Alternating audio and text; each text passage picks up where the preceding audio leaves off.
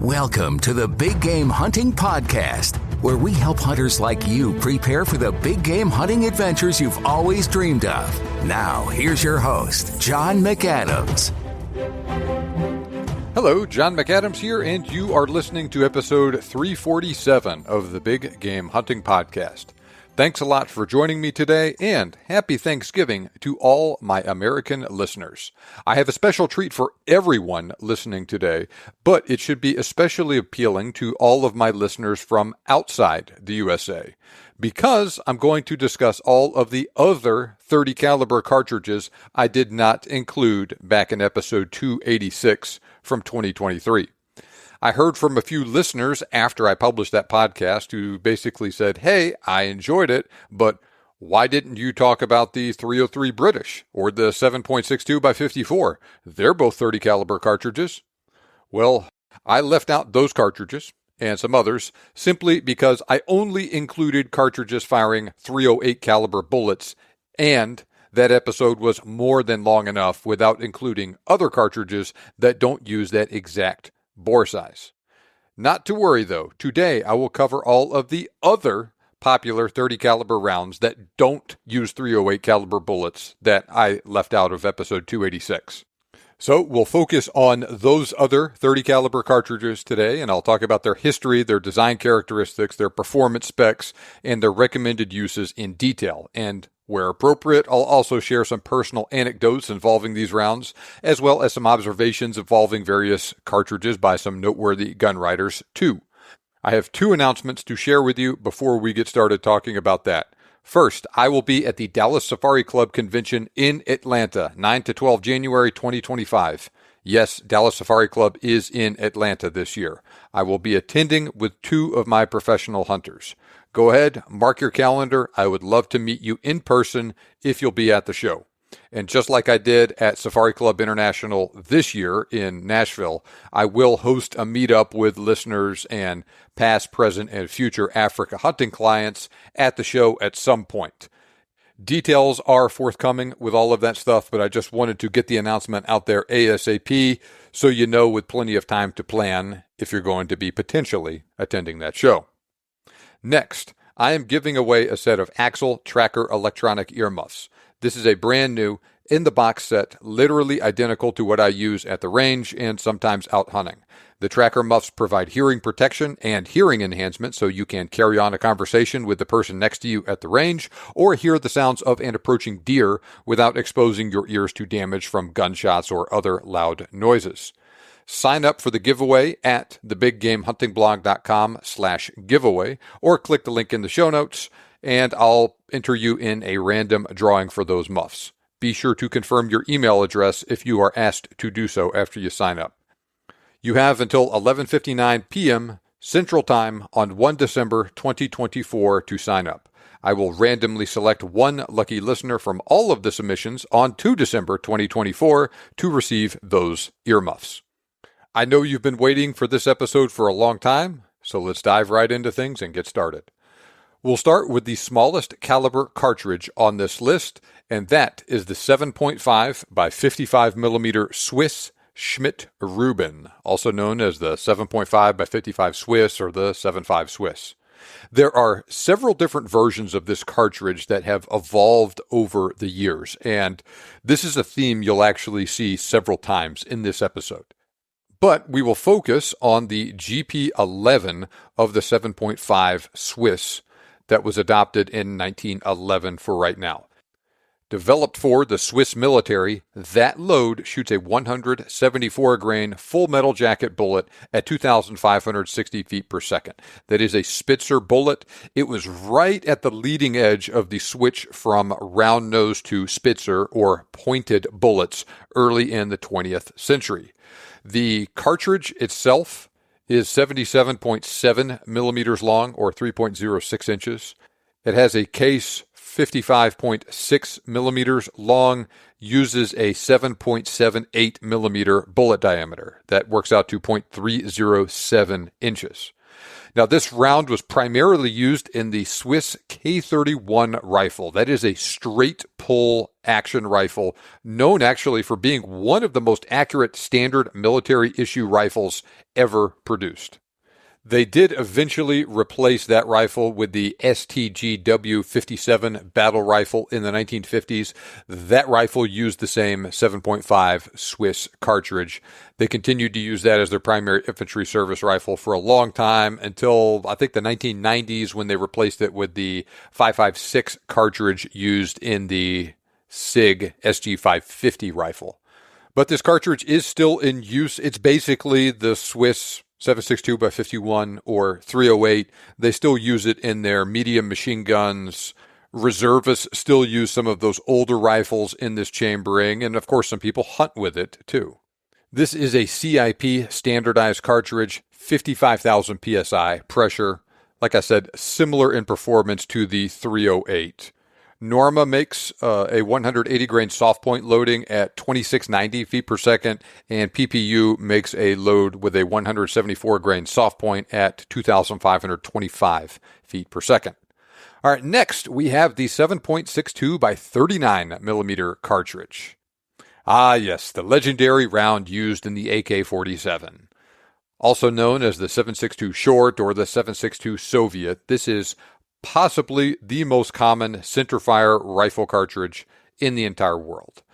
This cartridge was developed in conjunction with the infamous AK-47 rifle. I've heard over 100 million AKs have been produced since the 1940s all over the world, and most of those rifles were in the 7.62 by 39 cartridge. Developed as a response to the German STG-44 and 7.92 by 33 millimeter Kurz round during World War II, the AK and the 7.62 by 39 provided Soviet troops with a rifle with a detachable magazine that was capable of fully automatic fire and was chambered in a medium power, medium recoiling cartridge, effective at the intermediate ranges, say out to 300 yards, that troops were most commonly engaging targets at. Now, compared to the older, larger, and more powerful 7.62 by 54R, which we'll talk more about later, the 7.62 by 39 uses a shorter, rimless case that holds less powder and shoots a lighter bullet that's also the same diameter, though, at a slower velocity.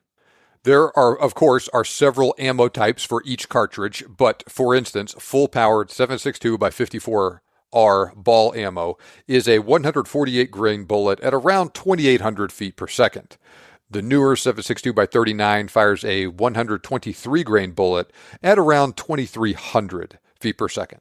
So like I said, both bullets are the same diameter, but the 7.62 by 39 is shorter overall and uses a shorter case, 39 millimeters long as opposed to 54 millimeters long for the 7.62 by 54. Now the 7.62 by 39 uses a rimless and highly tapered case to assist with reliable feeding and extraction. Now, the Soviets developed a number of different weapons chambered in this round, like the semi-auto SKS rifle, the RPD machine gun, and, of course, the famous AK-47 assault rifle, and, of course, the many different AK derivatives and clones that have popped up over the ensuing decades as well.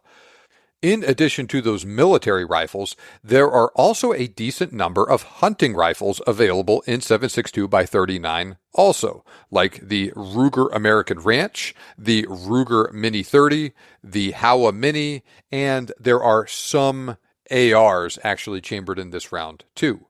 Now, in terms of ammo, there's tons and tons and tons of Full Metal Jacket 7.62 by 39 ammo out there. You can get Full Metal Jacket ammo, of course, from the big American manufacturers, as well as from overseas manufacturers like Red Army Standard, Wolf, Tula, Brown Bear, etc. But I will say those overseas imports, mainly from Russia, are a lot harder and more expensive to find in the USA now than they were a few years ago due to sanctions put on Russia in response to their invasion of Ukraine. Now, in addition to that stuff, there is also a lot of true military surplus 7.62 by 39 ammo out there. For instance, you can find some old Soviet ammo floating around, same with some Chinese Norinco ammo, as well as ammo from the other communist bloc countries. Now, a lot of Americans were on the receiving end of this cartridge over the years, especially in Vietnam, but that round also saw lots and lots of use in Iraq, Afghanistan, lots of other places too. So people tend to have strong opinions on the 7.62 by 39, and many Americans actually have pretty strong negative feelings about it, and I can't blame someone for feeling that way. Within all of that, there's a lot of talk about how effective the 7.62 by 39 is in terms of terminal performance. Some people say the AK bullet will just tumble like crazy on impact and make just ridiculous wounds that are dramatically out of proportion to what you would think from a cartridge that size. That is true sometimes, but not all the time. As I am fond of pointing out, it really depends on the bullet. Now, like I said, there's lots of military surplus ammo out there, and there are several different variations of military surplus ammo that were used by different countries at different times over the years. The original M43 load for the 7.62 by 39 used a boat-tail, copper-plated, steel-jacketed bullet that had a steel core. This bullet was very stable, it tended to penetrate very well, and it did not deliver very impressive wound cavities. Now, there was also something called the Type 56 ammo. The Chinese made their own version of the AK-47 that was almost identical, but not exactly the same as the Russian one. They called it the Type 56.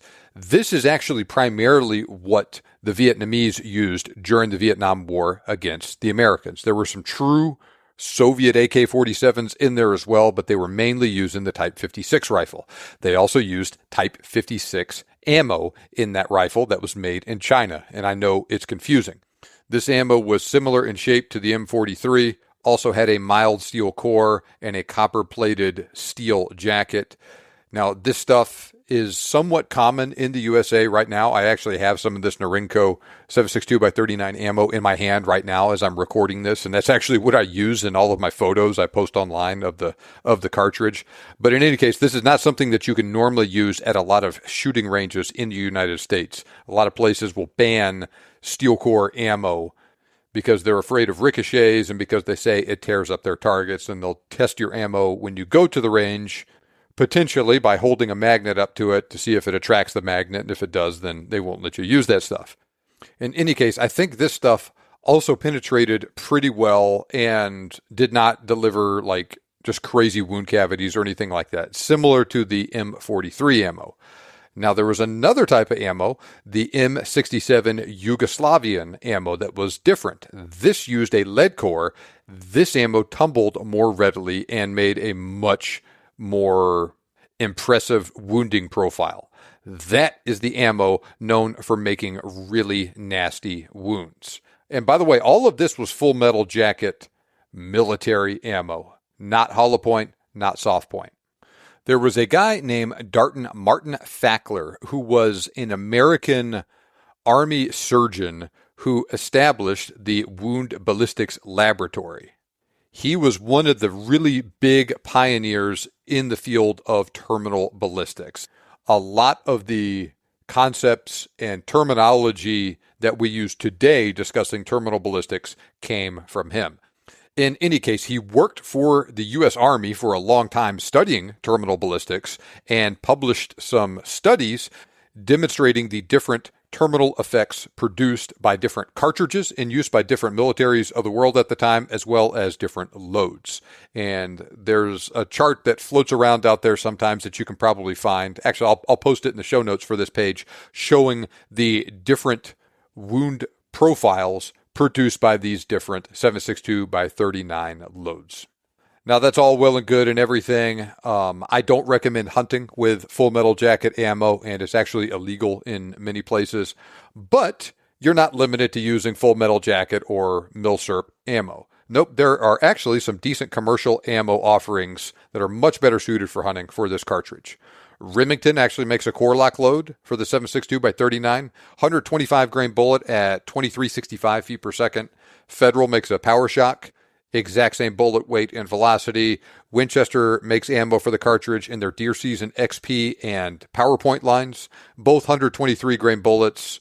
Deer Season at 2380, PowerPoint at 2365. Hornady makes a load for it with a 123 grain SST at 2350. They also make a load in their subsonic line with a 255 grain Sub X bullet and a 111 grain Monoflex SBR bullet too. Nosler also makes ammo for the 7.62x39 in their E-tip, Varmageddon, and ballistic tip lines. All those loads use a 123 grain bullet at 2,350 feet per second. The 7.62x39 is similar in performance to the 30-30, but it tends to use lighter pointed bullets.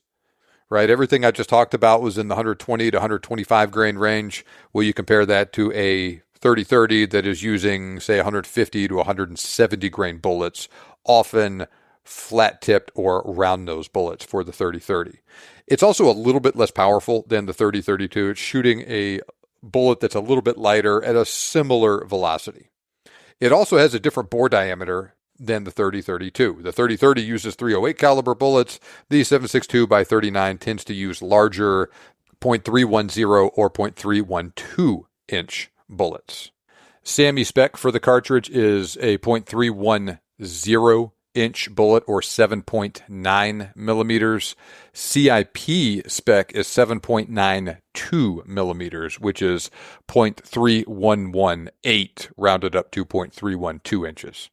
45,000 psi max SAMI average pressure, 51,490 max average pressure from CIP. All in all, this is a great cartridge for stuff like deer, hogs, things like that at shorter range. It's not a super powerful cartridge, but it is powerful enough. And the cartridge got a bad reputation for accuracy. I really think that is more a function of people using real low quality, cheap ammo and a real cheap rifle more than anything else. This is one of those cartridges that you put it in a nicer rifle like that Howa or one of the Rugers or something, and you use good commercially produced hunting ammo in it, and it will shoot much more accurately than some would have you believe.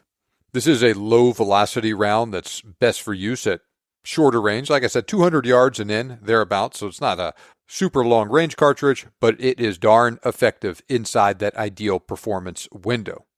Recoil isn't too bad either. I've never killed anything with a 7.62x39, but I've shot it a lot. Certainly recoils more than something like a 5.56 or a 2.23, but still not bad.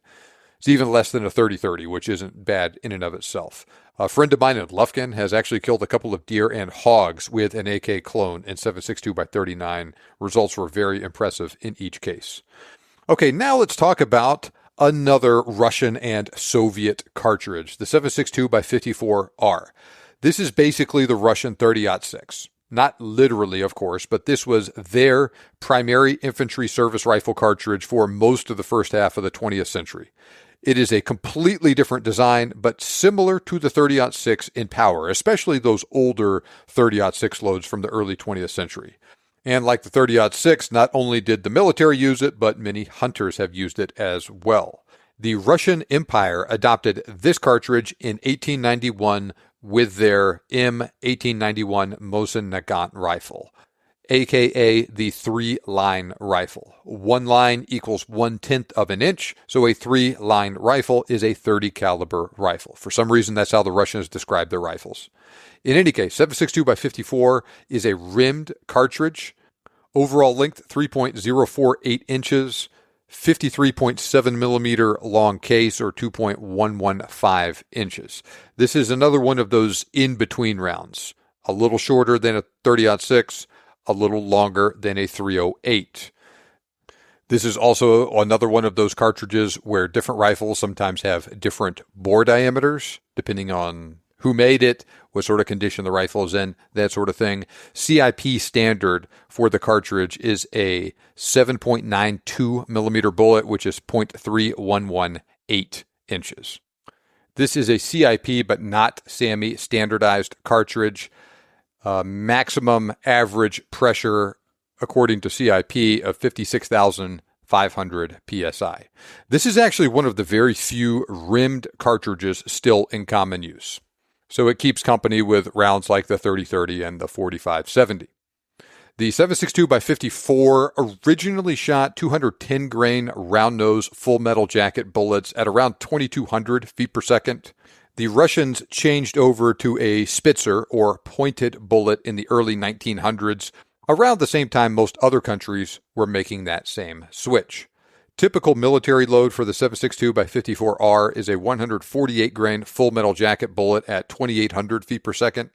There are several different loads out there, though, and you'll get different velocities for each of them depending on the barrel length of the weapon they're fired from, so just take that as a generalized performance spec.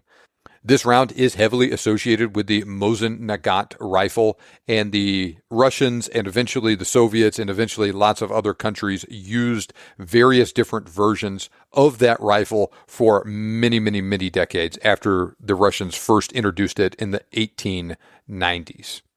Believe it or not, Winchester actually made model 1895 rifles in 7.62x54R for service with the Russian Empire. Same thing with Remington and their rolling block rifle. In addition to the Nagant and those two rifles, the Russian military also used it in their PKM machine gun. We called that the perfect killing machine in Afghanistan. They also used it in their SVD sniper rifle. And it's actually still in service with the Russian military to this day. This round has been in service longer than any other round. Right, the Russians and the Soviets both used it during World War I and World War II. It was also used all over the communist bloc in the ensuing decades.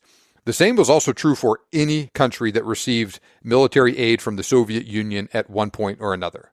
I encountered this rifle, usually in terrible condition, in both Iraq and Afghanistan. This is one of those weapons that saw use on both sides of many wars and conflicts too. And I'm sure there are probably some Nagant rifles being used by the Russians, say the Russian reservists in Ukraine or in the Syrian civil war, things like that. This cartridge is much more commonly used today in machine guns than anything else. But the Russians and the Soviets got a lot of mileage out of those Nagant rifles. A North Korean soldier armed with a Nagant rifle in this chambering actually shot my grandfather in the face with a 148 grain full metal jacket in 1950 during the Korean War. Now, the Nagant was a very long rifle, had a very long barrel. There were different versions of this rifle that had barrels of different lengths, but the normal longer infantry service rifle, I think, had a barrel that was 29 inches long. And that's really long. He was involved in some of the initial fighting in the first couple months of the Korean War as the Americans were retreating towards Pusan. And he told me many years later he was involved in a local counterattack trying to stabilize the Pusan perimeter in August of 1950.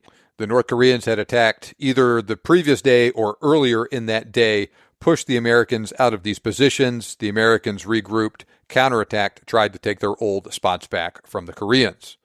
He said as they were advancing on this hill, they could see all of these rifle barrels sticking up out of foxholes dotting the side of the hill. As they got closer, they would notice those rifle barrels start to wiggle as the North Korean soldier would stand up out of the foxhole and bring his rifle out to start shooting at the Americans. So what he said that he was doing, he was carrying a fully automatic M2 carbine at the time. He would watch, see when one of those rifle barrels would start to wiggle. He would stop, take aim at that foxhole, and fire a burst from his carbine at it. Then he would start running at the hill again after he fired that burst. And he did this a couple of times, and then all of a sudden he felt the ground coming up towards him, and he woke up in a hospital sometime later. Like I said, a bullet hit him in the face, blew out all of his teeth, knocked him unconscious, but he was fortunately not very badly injured otherwise. But if you ever hear me talk about the story of my grandfather getting shot in the head and telling people not to whine because he said the only time he ever had a headache was that time he was shot in the head, that's the background with that story. He was a darn lucky man, though, and a tiny bit of variation in almost any direction where that bullet hit him could have been curtains for him. I mentioned the CIP standard bullet diameter for this cartridge of 7.92 millimeters earlier. While that is true, you'll still potentially see some variation in bullet diameters. I'm going to read a blurb from Cartridges of the World for you. Although military bullets measure .309 to .311 inch in diameter, rifles with tighter bores will shoot .308 inch bullets just fine. However, many rifles have grossly oversized bores. In such rifles, .308 inch jacketed bullets are hopelessly inaccurate, though .311 inch bullets will shoot with a modicum of accuracy. Properly sized cast bullets will shoot with impressive accuracy. Minute of angle groups are no problem. Unfortunately, there is no ready source of appropriate commercial jacketed or cast bullet size large enough for specimens with bores running larger than about .313 inches. End of quote.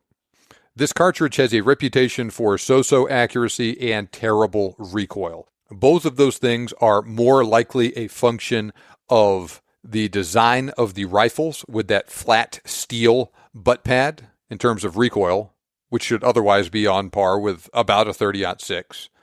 And, like I just mentioned, accuracy can obviously be dramatically affected by using the wrong bullet size in your chamber. So things are just kind of all over the place with this cartridge. Now, like the 7.62x39, you can get full metal jacket and even military surplus ammo for this round. But you can also get commercially produced hunting ammo too. For instance, PPU makes a load with a 150 grain soft point at 2,840 feet per second. S&B makes a load with a 180 grain soft point at just over 2,600 feet per second. Winchester also makes a 180 grain soft point at about the same velocity, 26-25 feet per second. So even though there isn't a tremendous variety of purpose-built hunting ammo for it, there are some options out there, and it would work just fine if you found something that works well in your rifle and shoots accurately. I will close with a quote from Art Alphen from his book, Any Shot You Want. I certainly would not go out of my way recommending someone buy an M91 rifle. However, they are plentiful and very cheap. If one wants a rugged rifle for throwing into the bed of a pickup truck, or for knocking around in the brush, the rifle and cartridge would certainly be a candidate. Properly hand-loaded, it is easily capable of doing whatever a .300 Savage or a .308 Winchester can do. End of quote. Now we will move on to the 7.62x53R. This round is very similar, but actually a little bit different from the 7.62x54R. They are both distinct rounds with CIP. The 7.62x54R is a Russian cartridge. The 7.62x53R is a Finnish cartridge. There is a heavy Russian influence on Finland. It actually used to be part of the Russian Empire. With this in mind, the Finns will often take Russian rifles and make their own spin on them. And they'll usually be very similar to, but often slightly higher quality than what you're getting out of Russia. Now, in this case, they did that with a cartridge as well. My book, Cartridges of the World, says the 7.62x53 and 54R are the same. And for all intents and purposes, they are. Lapua makes ammo that will function in rifles for either chambering. I heard the Russian company Barnhall does the same too. If you look at the CIP specs, there are very slight differences in their maximum overall length, their case length, rim diameter, and even bullet diameter. But these are very, very small differences. For all intents and purposes, though, like I said, delivers almost identical performance to the 7.62x54R, and this cartridge was designed for use in the Finnish take on the Mauser Nagant. The Finnish military continues to use this cartridge in some of their sniper rifles and machine guns.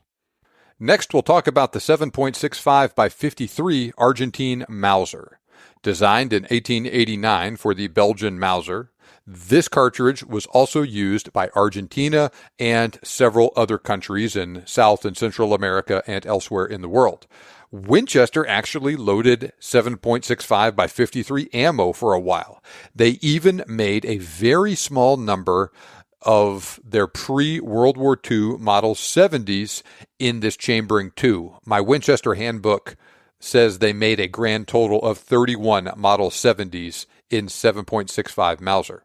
Winchester did make a larger number of their Model 54s in this caliber. Remington also made it in their Model 30 rifle. In addition to those 3 American rifles, various military surplus Mauser rifles are the most common specimens you'll find in 7.65 Argentine Mauser.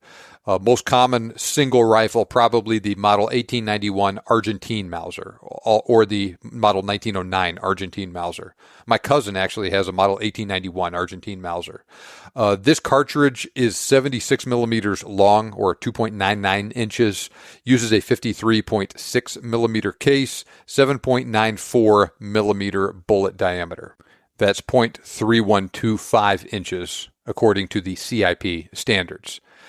This is a rimless cartridge, slightly longer overall, and has a slightly longer case than the 308, but it is loaded to a slightly lower pressure, 56,500 psi with CIP. It's a CIP but not SAMI standardized cartridge.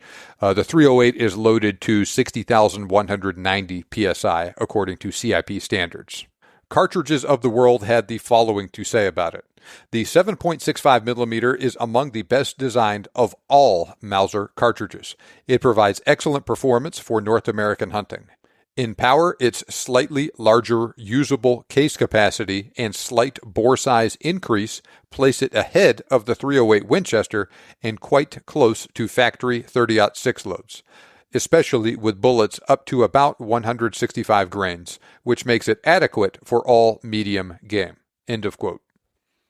PPU makes a load with a 180 grain soft point at 2,545 feet per second. Norma offers 7.65 ammo in their whitetail line with a 174 grain bullet at 2,423 feet per second. Now, the next 3 cartridges are all very similar in power and were actually used by 3 different countries during World War II.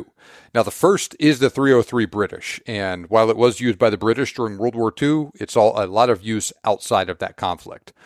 I described the 7.62 by 54R as the Russian 30-06. Well, the 303 British is the British 30-06. Adopted in 1888, this is the cartridge of the British Empire. It served in the hands of British and Commonwealth soldiers during the Boer War.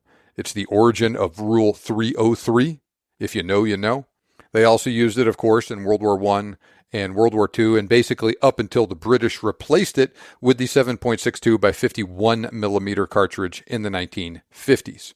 Like the 7.62 by 54R, the 303 British is a rimmed cartridge. 3.075 inch overall length, 2.222 inch case length. Uses a shallow 17-degree shoulder, has a pretty highly tapered case as well.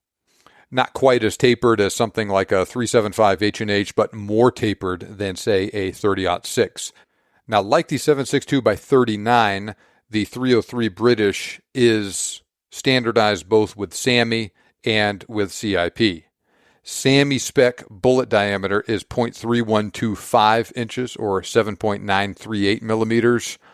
CIP spec bullet diameter is 7.92 millimeters or 0.3118 inches. And once again, since this cartridge has been around for so darn long, and there were rifles made at different places, at different times, that have been taken care of to varying degrees and are of varying quality now, different rifles are going to have slightly different bore diameters in them too. But it doesn't seem like there's nearly as big of a variation in bore diameter for the 303 British rifles as was the case with the 7.62 by 54R. Now, the 303 British was originally used in the Lee Metford rifle. It was also used in the Lee Enfield rifle adopted in 1895 that replaced the Lee Medford. Now, this cartridge is primarily associated with the Lee Enfield rifle, and if someone says they have a 303 rifle, it is probably a Lee Enfield. Initial loading was a 215 grain round nose bullet pushed by 70 grains of black powder for 1,850 feet per second. That load delivered great penetration, but not very impressive wounding capacity, right? It would just punch straight through animals and people without doing too much else.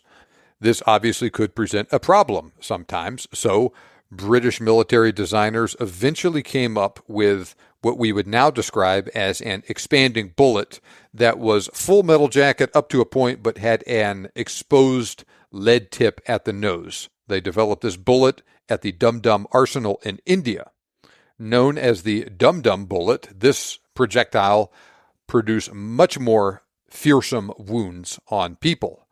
But German protests about the effectiveness of this bullet on people led to the Hague Convention of 1899, which prohibited future use of expanding bullets in international warfare between signatories of the Hague Convention. So if you ever are curious why military forces normally use just a straight full metal jacket bullet, it's because of the Hague Convention, not the Geneva Convention. It's a common misconception. It is the Hague Convention. The Dum Dum bullet developed for the 303 British is one of the things that spurred that agreement. Now, the British eventually switched over from black powder to cordite for the 303 British, continued using that old round-nosed bullet for a while, just at a faster velocity, and then in 1910, they updated the round again to use a 174-grain pointed flat-based bullet. That one had a muzzle velocity of 2,440 feet per second. Just like I described with the 7.5 Swiss and the 7.62 by 54R, this occurred in the early 1900s during that trend away from real heavy round-nosed bullets towards lighter pointed bullets going faster. The British called this the Mark 7 round, and it still used a full metal jacket bullet, but they made a very important change. It had a rear lead core, but the front of the projectile was filled with either aluminum, wood, or fiber inside the copper jacket. This resulted in a bullet that was very stable in flight, but would quickly become unstable and tumble upon impact, sort of like the M67 7.62 by 39 load I referred to earlier.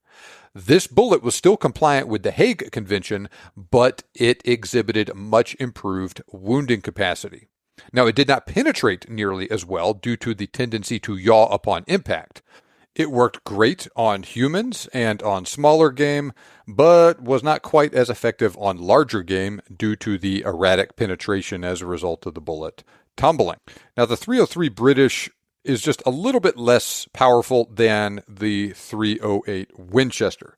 It's one of these cartridges that is slightly larger overall, but loaded to a lower pressure. Both are SAMI-spec cartridges. 303 British, 49,000 psi max pressure versus 62,000 psi for the 308. Even so, it's a capable cartridge on medium game with the right bullets. Now, Kevin Robertson actually told a story, I think in episode 206 with me, about Don Heath killing a Cape Buffalo bull and discovering that it had a 303 British full metal jacket projectile embedded in its heart. And the bull was still alive, acting completely healthy, so that wound had completely healed. But that just goes to show what can happen with this cartridge if you use the wrong bullets in it. A lot of people in Africa hunted and killed game with full metal jacketed 303 projectiles, and it worked because that's all they had. But there are many better choices for that sort of work now. To that end, John Taylor had the following to say about the 303 British, and he was specifically talking about hunting with military surplus full metal jacket ammo in Africa. A lot of game has been killed with this cartridge, but a lot has been wounded and lost. Anyway, it's prohibited now throughout the greater part of Africa north of the Zambezi. End of quote. In terms of factory ammo, Hornady makes a load with a 150 grain interlock at 2,685 feet per second. S&B makes a 150 grain soft point load at a similar velocity. They also make a 180 grain load at just under 2,400 feet per second. Remington makes .303 British ammo in their Corlock line, 180 grain Corlock at 2,460 feet per second.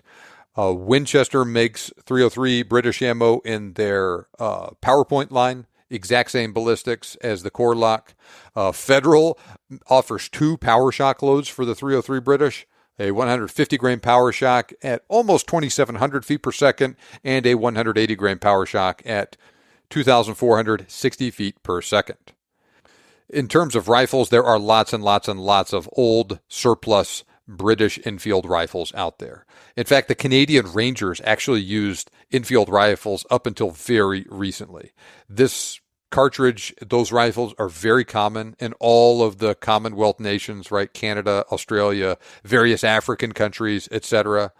Somewhat common in the USA as well. A good number of surplus rifles found their way over here. I've shot Enfield rifles a bunch over the years, and they're a lot of fun to shoot with. I encountered a few Enfields in Afghanistan too, including an Enfield with number 1 Mark III markings. I'm pretty certain that rifle was a Khyber Pass copy, though. The .303 British also served as the basis for several Wildcat cartridges. In Australia, the .303-22 and the .303-25 are somewhat common, and they're the .303 British neck down to 22 and 25 caliber, respectively. While I was in South Africa in 2023 on my most recent podcast hunt, I found an expended 6mm Musgrave casing in the road, in the dirt. And the 6mm Musgrave was a cartridge made by PMP in South Africa, and it was basically a .303 British neck down to 6mm. That was a very popular cartridge for hunting game like springbok in that part of Africa for a while. All in all, awesome cartridge. Very easy to see why it is still such a favorite all over the world. Next, we have the 7.5 by 54 Mas. This was a French rimless military cartridge adopted in 1929 to replace the 8mm Lebel. The French chambered their new Mas 36 rifle for 7.5 by 54 in 1936. The French used it in World War II and, of course, in the aftermath of the war, until they replaced it with the 7.62 by 51 and the 5.56 by 45 in the 1970s and 80s. This cartridge has a 54mm long case, 2.992 inch overall length, shoots .3086 inch or .784 millimeter projectiles. CIP lists 55,000 psi as its maximum average pressure. Cartridges of the World lists a 140 grain full metal jacket bullet at 2,600 feet per second as the standard French military load. I've also heard 2,700 feet per second for the muzzle velocity on that cartridge. PPU does make a load for it now with 139 grain full metal jacket at 2,600 feet per second. So this cartridge is a bit less powerful than the 308. It's also not a super common cartridge. I have heard the French tended to hang on to their old military surplus rifles for a long time. So in contrast to the 303 or the 7.62 by 54, not too many of these French rifles have made it into civilian hands. But you could use this round for anything you would use a 308 on, though. All right, next we have the 7.7 by 58 millimeter Japanese Arisaka round. This was the other primary Japanese military cartridge from World War II. Now, the Japanese actually used 2 different rifles in 2 different cartridges during the war. The first was the Type 38 rifle in 6.5 by 50 millimeter. The second was the Type 99 in 7.7 by 58. Now, lots of Japanese Arisaka rifles found their way into the USA at the end of World War II. Naturally, those who ended up with those rifles wanted to shoot them, but actual 6.5 millimeter and 7.7 millimeter Japanese ammo was darn near impossible to find at the time. Now, I mentioned the 6.5 257 was developed with the 257 Roberts as a parent case as an alternative to the 6.5 millimeter Japanese ammo back in episode 328, where I talk about all of the 25 caliber cartridges. Now, as far as I know, only Type 99 rifles were chambered in the 7.7 millimeter Arisaka cartridge. Some of those rifles were rechambered to 300 Savage or 30-06. in the USA after World War II, but a lot of them are still hanging around in the original 7.7 millimeter chambering. A quick look on Gunbroker will reveal there are plenty of them still out there, and oftentimes they're not that expensive either. Now, sometimes you run into a Type 99 that has been sporterized one way or another. Sometimes it has a different stock or a scope mount on it or whatever. Some are more or less originals. Now, many of those rifles have had the chrysanthemum stamp ground off or defaced. That was the symbol of the Japanese royal family. All of the Japanese military rifles had a chrysanthemum stamp on them.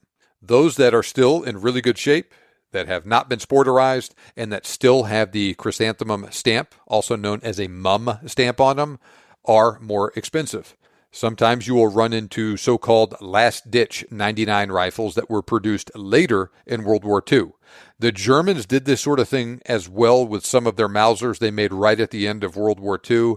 In both cases, the rifles are pretty low quality, sometimes almost of dangerous quality.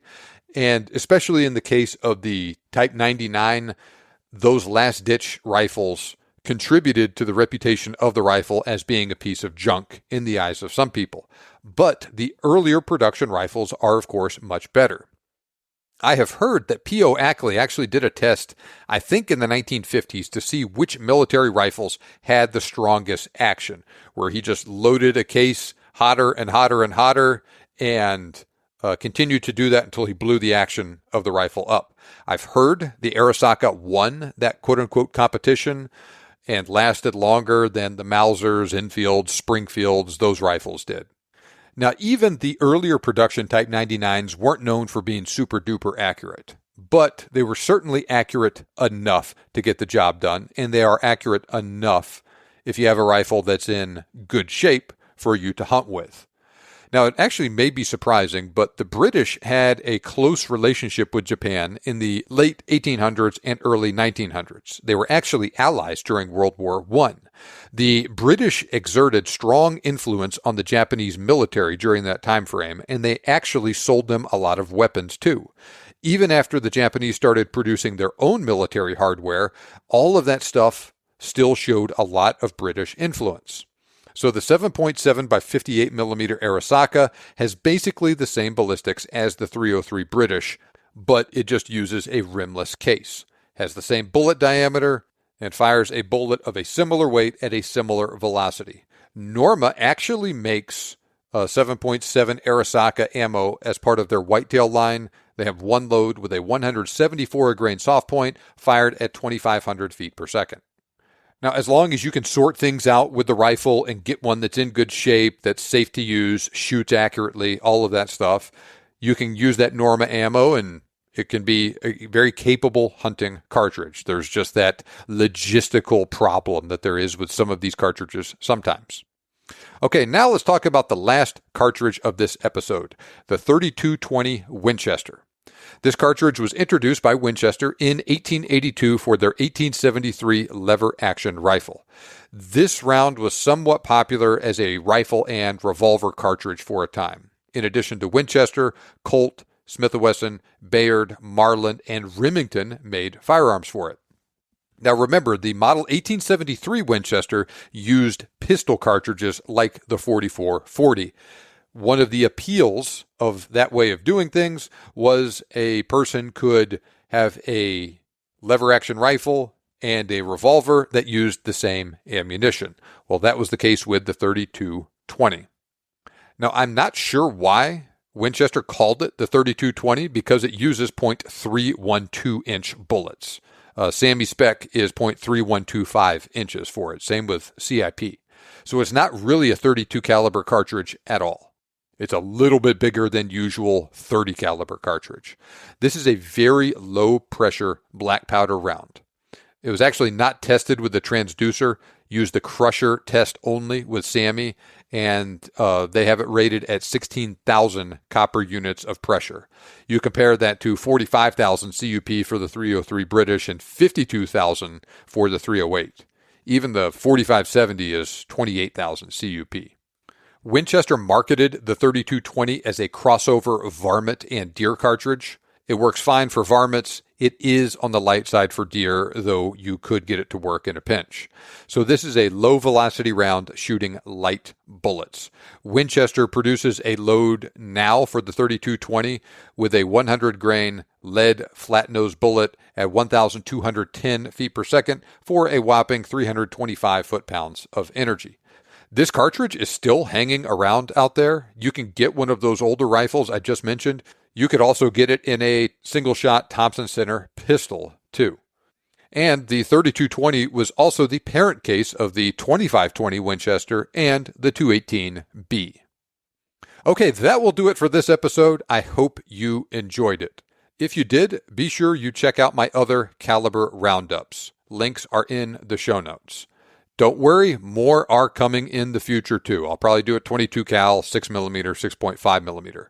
Shoot me an email, john@thebiggamehuntingblog.com. Send any feedback you have on this episode, or if you'd like to hear something from me in particular in the future.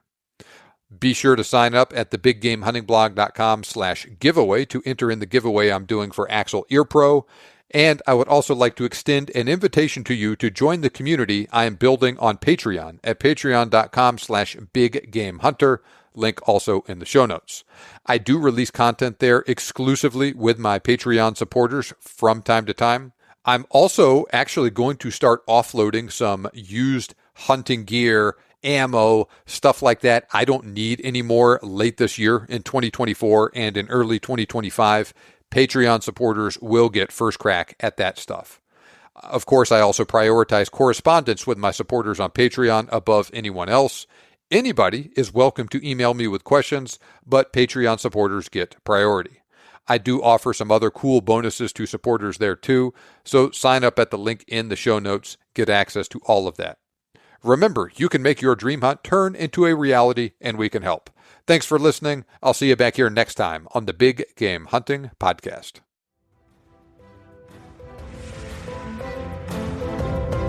This show may be over, but we have plenty more for you on our website.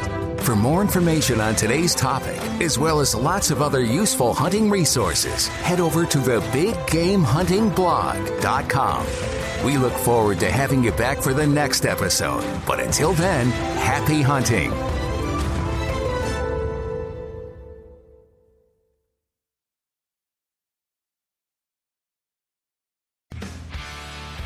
Are you a diehard Packers fan? Then you need the Packernet podcast in your life.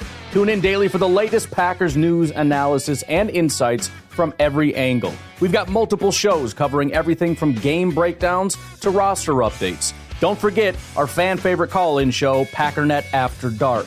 That's right, you call in and talk about whatever you want, because here, it's all about you and your passion for the Packers. So what are you waiting for? Subscribe to the Packernet podcast today and never miss a beat.